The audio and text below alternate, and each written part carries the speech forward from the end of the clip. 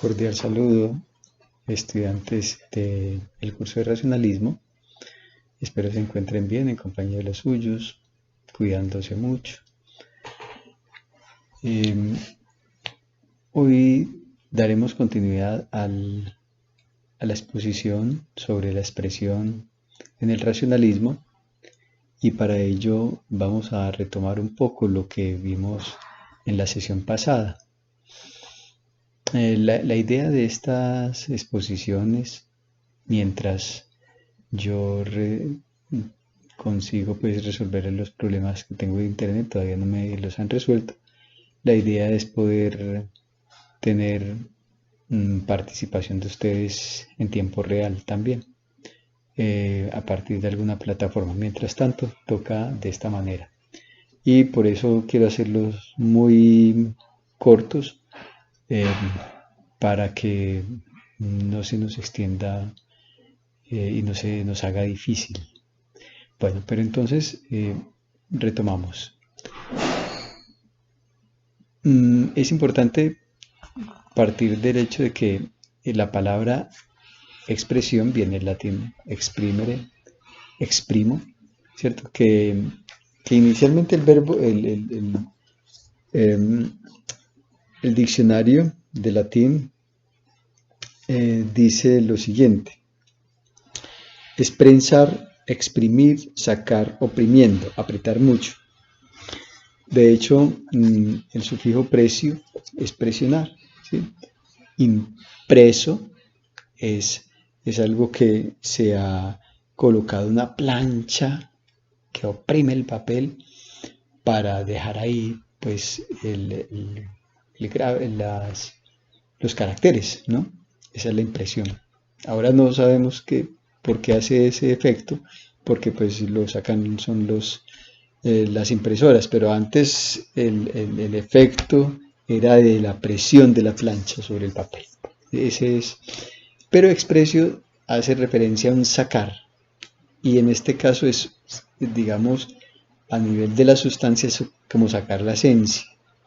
Ahora bien, se puede pensar en dos sentidos, como eso de exprimir, como se exprime un limón, como se exprime una naranja, una uva, donde sale el mosto, que ese era el ejemplo, o expresar el pensamiento, que eso es, digamos, como la idea que nos orienta en este asunto. Entonces habíamos tenido tres referencias. La referencia de San Agustín, que es un pensador, un doctor de la Iglesia del siglo IV, después de Cristo, donde él menciona que expresión, cuando menciona la palabra expresión específicamente, el sinónimo de expresión es decir o es nombrar. Ese es como el primer sentido. El segundo sentido nos lo da Santo Tomás, que estaba más orientado al de la significación, a un sentido más semántico, y finalmente al de San Buenaventura, que ya no solamente se refiere necesariamente a nombrar, a decir o a significar, sino también a ser imagen de, por ejemplo, el Hijo, en la Trinidad, el Hijo emana del Padre y es la imagen de Dios, es imagen de Dios. Y así también en el Génesis se nos habla de que el hombre es hecho imagen y semejanza de, o sea, nosotros seríamos expresión de Dios, pero ya en un sentido eh, secundario, ya no eh, tan importante, ¿sí? Como sería la del Padre. Bien, ese sería como el aspecto pues eh, que habíamos mencionado para la antigüedad. Pero hay un hecho también que precisamente podemos retomar de San Buenaventura, que con el Hijo, que se encarna, viene a ser la imagen encarnada de Dios. Entonces, en ese aspecto es por ello también expresión del Padre. y es una expresión completa, total. Es decir, no es una media expresión de lo divino o una media expresión de lo humano, no. En el Hijo se da la expresión total de la divinidad y de la humanidad. Eso ya son asuntos teológicos que no son de nuestra competencia, pero queremos mencionar también que uno de los sentidos también de la expresión es la encarnación y que eso más adelante, digamos, con las teorías de Charles Taylor, se habla de expresión en cuanto a encarnación.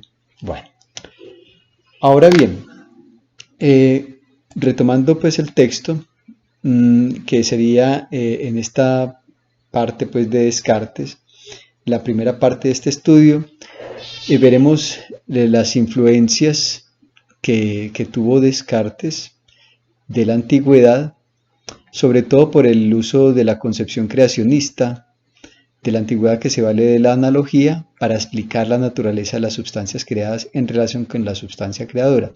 Este es un elemento muy importante porque el modo de la analogía, como se presenta la sustancia, es como un derivado, es decir, es una participación de la esencia de la sustancia divina como tal, pero en menor grado.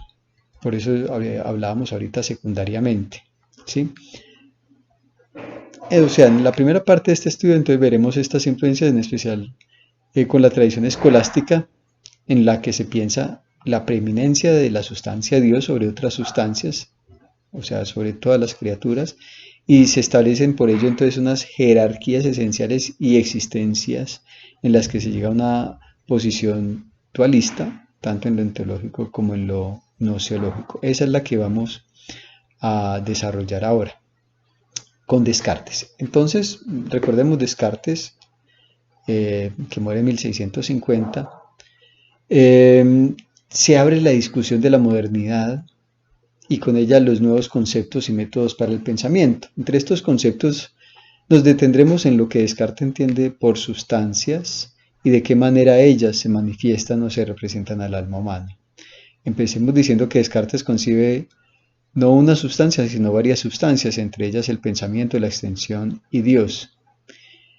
Sin embargo, pues aquí hay que hacer también una claridad. Si bien concibe Descartes varias sustancias, pues realmente hay una sustancia preeminente, que es la divina, y de ahí ya las otras que son, digamos, participativas. Ese es el asunto, ¿cierto? Pero siguen siendo sustancias, nosotros somos sustancias pensantes, por ejemplo.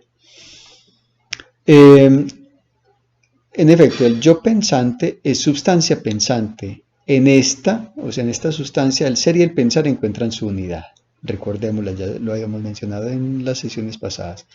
Tal es el aporte que encuentra Hegel en Descartes, cito a Hegel. El espíritu de su filosofía, el de Descartes, no es otra cosa que el saber como unidad del ser y del pensar. El saber en Descartes es unidad de ser y pensar. Cierro la cita de las lecciones de la historia de la filosofía. Encontramos que de esta sustancia, por su esencia pensante, se infiere su existencia. Dice entonces Descartes por ello, pienso, luego existo. Este es el primer principio, dice el propio Descartes, que es el primer principio de su filosofía, principio que se le presentó a su espíritu de manera clara y distinta. Veíamos pues cómo había una búsqueda de la evidencia en Descartes muy importante. Es a partir de esta manera de presentarse este primer principio que nos interesa para la discusión con Spinoza posteriormente. En primer lugar, encontramos una diferencia fundamental. Para Descartes no hay una sustancia, sino múltiples sustancias. Segundo, el pensamiento y la extensión no son atributos de la sustancia, como en Spinoza, sino sustancias también. Res extensa, res cogitans, res extensa. Tercero, se habla de presentación al espíritu, de este principio, esta presentación, esto es muy importante ya también que lo tomemos acá. En Descartes, por eso vamos a hablar que para Descartes es la representación, sobre todo, el papel preponderante. Entonces, en Descartes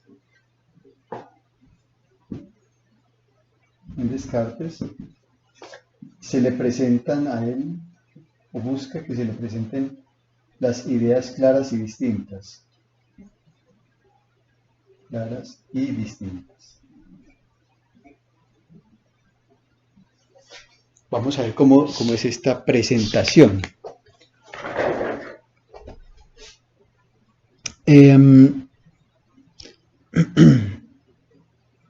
Se habla de presentación al espíritu de este principio de una manera clara y distinta. Esto implica que la sustancia propiamente se presenta como lo que es, pensamiento, como una verdad. Entonces, esta presentación es la presentación precisamente de una idea, de un pensamiento.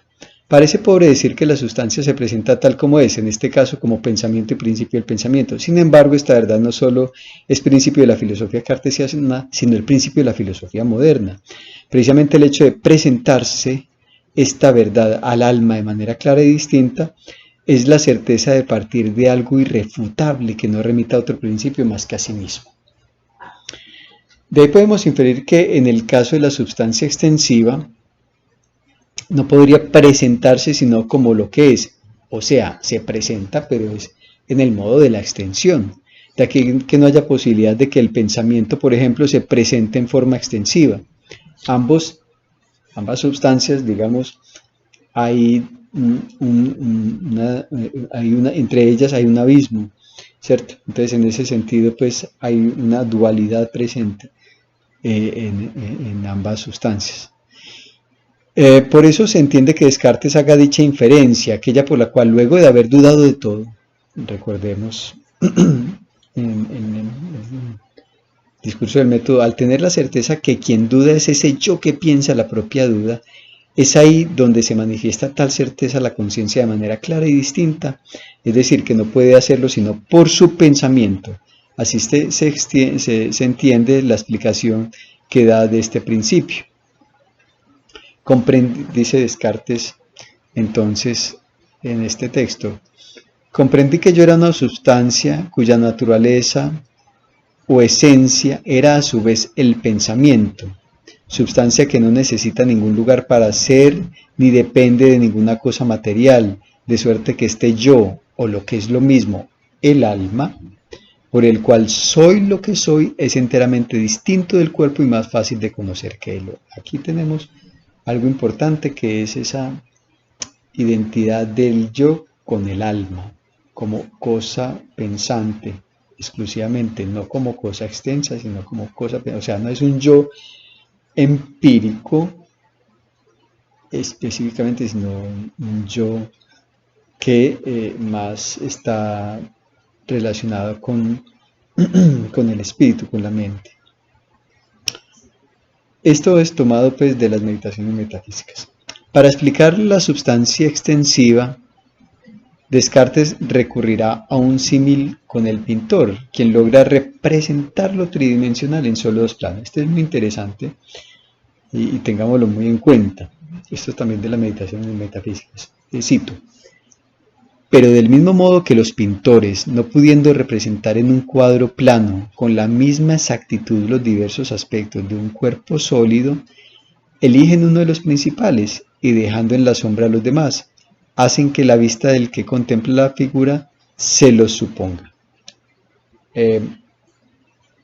Aquí hay pues una idea muy interesante que recordemos no es tampoco la primera vez que se toma la figura del pintor. Platón de hecho lo hace en la República de manera pues muy reiterativa, mencionando pues que el pintor como el mimetés es el que estaría más lejano de la realidad, 3 veces más lejano, digamos en una escala en un tercer, digamos, nivel con respecto a la realidad, por debajo, obviamente. Pero entonces aquí efectivamente también se retoma la idea de lo que es el pintor, que bien como es un plano, no puede representar la tridimensionalidad, entonces eso que faltaría al cuerpo como tal, pues queda queda mm, para que el pensamiento lo complete de alguna manera, ¿sí? Lo suponga, dice él.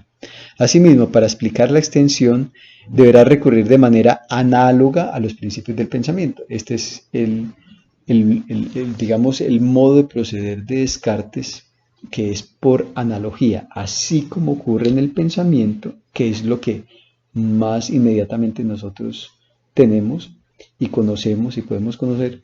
Eso es lo más inmediato, así como se realiza entonces en el pensamiento, así también se va a realizar en la extensión. Ese es el pensamiento análogo, para que lo tengamos muy en cuenta.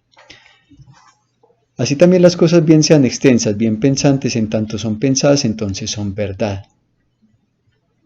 Entonces, mire, ¿cuál es el criterio de verdad? En este caso, precisamente para que las cosas bien sean extensas, bien pensantes, tanto son pensadas, entonces ya tienen esa verdad. Es decir, abarca tanto lo pensante como la extensión. Por eso propone Descartes para el estudio del mundo empezar también de cero, como Dios, pero con sus leyes. De hecho, lo que va a hacer las meditaciones metafísicas de Descartes de una manera genial es casi como hacer un génesis. Es casi el génesis de la modernidad prácticamente, empezar de cero, como si fuera él mismo el Dios. En realidad se trata de un experimento en el que este mundo extenso se reconstruiría a partir de los principios que Dios le dio a la naturaleza, leyes que ha puesto Dios en nuestra mente como nociones, de las cuales no podemos poner en duda su exacto cumplimiento en todo lo que existe o se hace en el mundo. Esta es una cita de él. Repito la cita, no podemos poner en duda su exacto cumplimiento en todo lo que existe o se hace en el mundo. Sobre las nociones, pues. De esta manera queda salvado el mundo extenso gracias a la intervención divina que asegura en sus nociones la realidad del mismo. ¿Sí? Por eso nos decía que no podemos poner en duda su exacto cumplimiento. Entonces, ahí se salva la extensión. Pero más allá de toda esta descripción que Descartes nos ofrece para seguirlo en su investigación de la naturaleza, nos sobra la pregunta si sería Dios mismo quien colocaría en nosotros no solo la noción, sino también la forma tal como se nos ofrece al entendimiento, porque una cosa pues sería el contenido, pero otra sería la forma. Entonces, esto es lo que suscita esta pregunta. ¿Y cómo se nos presenta a la mente sino como representación de una idea o noción? Entonces, este asunto de la presentación se nos debe presentar como una representación. ¿Sí? Es decir, esa es la forma en la que se nos presenta al pensamiento. Las cosas que se nos presentan, digámoslo así, vienen a tener como una especie eh, de filtro por el pensamiento, del cual por ello entonces nosotros podemos representar, volverlas a presentar, ¿sí? Pero esta representación no es un repetir la presentación, sino inclusive rehacer la presentación, es un rehacer la presentación. Ese es el punto, pero ese rehacer está dependiendo efectivamente del pensamiento. De esta manera queda salvado. Bueno, ¿y cómo se nos presenta la mente sino como representación de una idea o noción? Esto es como pura abstracción. No aparecen como imágenes productos de la imaginación, ni como sensaciones que se formen de los sentidos. Recordemos que uno de los modos del pensamiento, del pensar, está la imaginación, están las sensaciones, no son ajenas realmente. Pero esa representación no es el producto de esa imaginación, tampoco es el producto de una sensación, ¿sí? Esta es una de las críticas más fuertes que Descartes hace a los empiristas. Dice también en el texto de las meditaciones. Esta es una de las críticas más fuertes que Descartes hace a los empiristas. Por otra parte, dice la cita, por otra parte, ni el sentido de la vista, ni el del oído, ni el del olfato nos aseguran por sí solos de sus respectivos objetos. Ni la imaginación ni los sentidos nos asegurarían de nada si no interviniera el entendimiento. Es decir, los sentidos no son nada por sí solos, no pueden asegurar nada por sí solos. Tiene que actuar o tiene que mediar necesariamente el entendimiento. La división, hasta ahí la cita, la división entre cuerpo y alma es infranqueable. El alma piensa, el cuerpo siente, no hay más. Pero, ¿cómo se representan entonces los cuerpos a la mente? Se presentan en principio y en general desde el atributo de la extensión, luego como modos y finalmente como individualidades. Así lo refiere Hegel, también en el texto anteriormente citado, con respecto a las nociones de materia, extensión y corporalidad. Cito a Hegel. Uno de los pensamientos centrales de Descartes es que la materia, la extensión y la corporalidad son exactamente lo mismo para el pensamiento. Según él, la naturaleza del cuerpo se perfecciona por medio de la cualidad de lo extenso y sólo este algo pensado debe ser asumido por el mundo corpóreo como lo esencial. En resumen, las cosas como tal, incluidas las corporales, son reales y verdaderas en la medida en que son pensadas, y estas últimas son pensadas gracias al atributo mismo pues son pensadas gracias precisamente al atributo del pensamiento que se aplican a la extensión, por analogía, ¿no? Si bien un cuerpo no piensa, como tampoco el alma es extensa, sí podemos pensar un cuerpo primero que tenga una extensión, segundo que además de esa determinación general tenga otras más específicas que serían los modos como se presenta, tales como el movimiento, la figura, el peso, el color, la altura, entre otras, para después llegar a aquello que los posee, este o aquel cuerpo específico, individual. Esto implica que para reconocer lo individual como verdadero es necesario partir de lo general, es decir, del pensamiento que de él haga un sujeto, por ejemplo, Descartes mismo. Cuando mencionamos pensamiento no estamos hablando de un modo cualquiera de la sustancia, sino de su atributo esencial, que se diferencia de la imaginación, la voluntad y el sentir del sujeto. Pensar aquí la individualidad de un cuerpo determinado quiere decir en términos cartesianos que se ha presentado el alma de manera clara y distinta. Ahora bien, el pensamiento a su vez está sustentado por Dios mismo, cuya esencia es su propia existencia. Recordemos que Dios es el que permite, digamos, como refrenda la verdad del conocimiento, es el que lo refrenda. Digamos que Dios es ese fundamento de la verdad, ¿sí? Aquí podemos identificar tres clases de sustancias, de las cuales la más perfecta es la de Dios, causa de las dos restantes, en su orden las sustancias pensantes y las sustancias extensas. Se trata de una jerarquía en el ser y por tanto de lo verdadero. Dios es la sustancia principal y las demás son derivaciones, digamos, de esa sustancia, que son derivaciones imperfectas, ¿no? Se trata de una jerarquía en el ser y por tanto de lo verdadero. Se entiende entonces que a las sustancias existenciales les corresponde una verdad que depende en última instancia de Dios, que no solo las crea, sino que con su misma fuerza las conserva y les impone un orden. Meditaciones metafísicas, cito. Es indudable que en todo lo que enseña la naturaleza hay algo de verdad, porque por la naturaleza considerada en general no entiendo otra cosa sino Dios mismo, mejor, el orden y la disposición que Dios ha establecido con las cosas creadas. Vemos entonces que este algo de verdad está en relación con la naturaleza misma y su atributo esencial, la extensión. Así, por nuestra parte, en tanto sustancias pensantes, las imágenes y sensaciones venidas de los cuerpos se nos presentan gracias a la facultad pasiva en la que estas ideas sensibles están contenidas de manera formal. Así lo afirma Descartes en su sexta meditación. Además, no puedo dudar de que hay en mí cierta facultad pasiva de sentir, de recibir y reconocer las ideas de las cosas sensibles.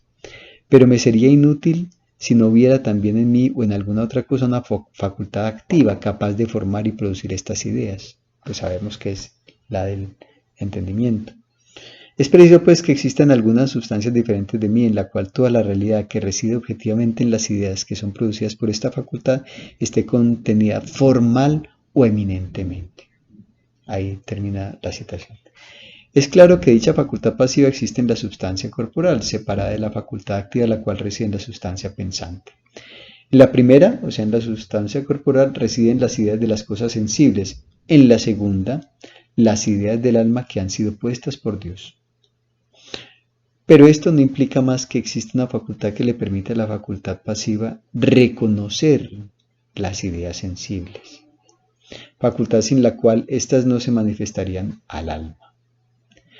Por una parte, esta facultad es la que forma y produce estas ideas, en tanto la pasiva, claro, estamos hablando de la facultad activa, ¿no? Es la que forma y produce estas ideas. Tanto la pasiva se ocupa de recibirlas, que es la facultad de la sensitiva, ¿no? De ahí que Descartes hable de una necesidad en la que estas sensaciones estén contenidas formal y eminentemente en la facultad activa. Descartes no se deja engañar, que siendo tan intensas las ideas de las cosas sensibles, pueda provenir de alguna otra causa distinta a mi naturaleza. Sin embargo, para efectos de su análisis de los efectos para encontrar las causas, el autor parte en su sexta meditación metafísica del presupuesto empirista, según el cual no hay nada en el alma que no haya pasado primero por los sentidos. Dice entonces Descartes en su sexta meditación: y como las ideas que yo recibía por los sentidos eran mucho más vivas, expresivas, ojo, esa palabra la subrayamos, y en cierto modo más distintas que algunas de las que imaginaba meditando o encontraba impresas en mi memoria, me parecía que es imposible que procedieran de mi espíritu. Era necesario pues que fueran causadas en mí por otras cosas. Pero Descartes, hasta ahí la cita, pero Descartes procede inicialmente así solo para descartarla como posibilidad de conocimiento claro y distinto de las ideas de las cosas sensibles. Recurre en cambio a las facultades del alma para hacer inteligibles dichas ideas. O sea, la intelección, lo claro y distinto, no proviene entonces de esta parte sensitiva, sino de la inteligible. Recurre en cambio a las facultades del alma para hacer inteligibles dichas ideas. No obstante, es interesante que Descartes tenga por más vivas y expresivas, así comillas, las ideas de las cosas sensibles que aquellas que procedían de su espíritu. Entonces aquí encontramos que las ideas vivas y sensibles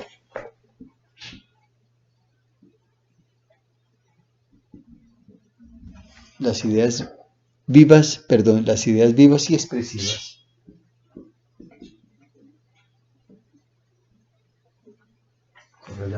las ideas vivas y expresivas son las ideas de las cosas sensibles. Las ideas de las cosas sensibles.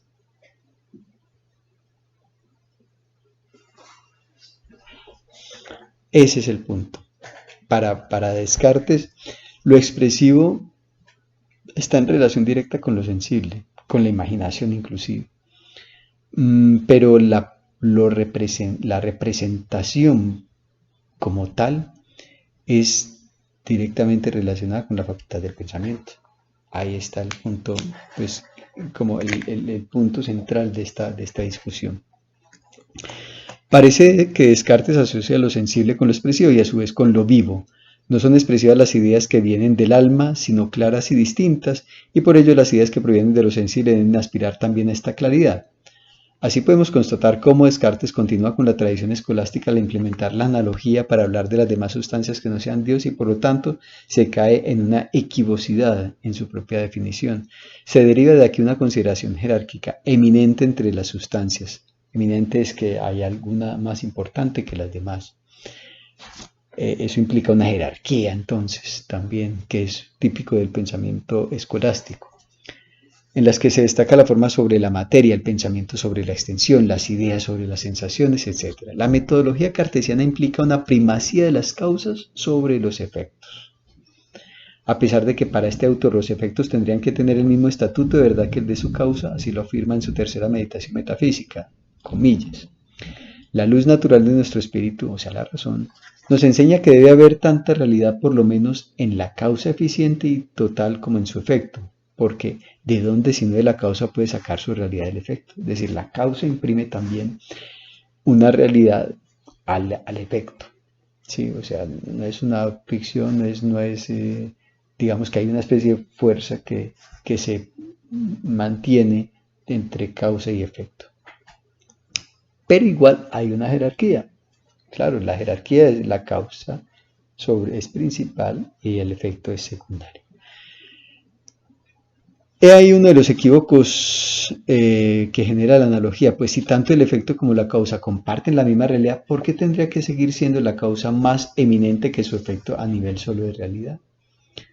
Ahora bien, ya aquí terminamos esta segunda parte.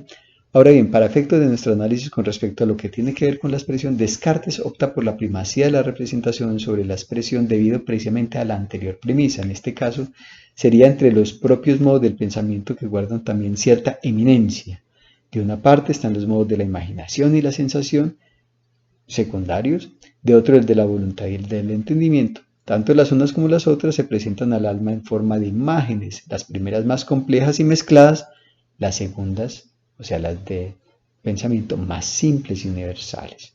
Las primeras deben llegar a presentar al alma de manera clara y distinta, esto es como ideas desprovistas de su carácter sensible. Igual, tengamos en cuenta esto, las ideas del cuerpo, corpóreas, por ejemplo, también se deben presentar al alma de manera clara y distinta, pero no porque ellas lo sean, sino porque se representan al pensamiento precisamente porque han sido, digamos, pasadas por el pensamiento, asumidas por el pensamiento, por ello se presentan de manera clara y distinta. Por eso digámoslo así, el asunto del que, por ejemplo, ahorita estemos, bueno, esto es otra realidad, la realidad actual de todas maneras, pero igual, imaginémonos si estuviéramos en clase, el hecho de que estuviéramos en esta clase no es porque el hecho mismo de estar en clase y de sentir presencias o ausencias o luces o colores o etcétera,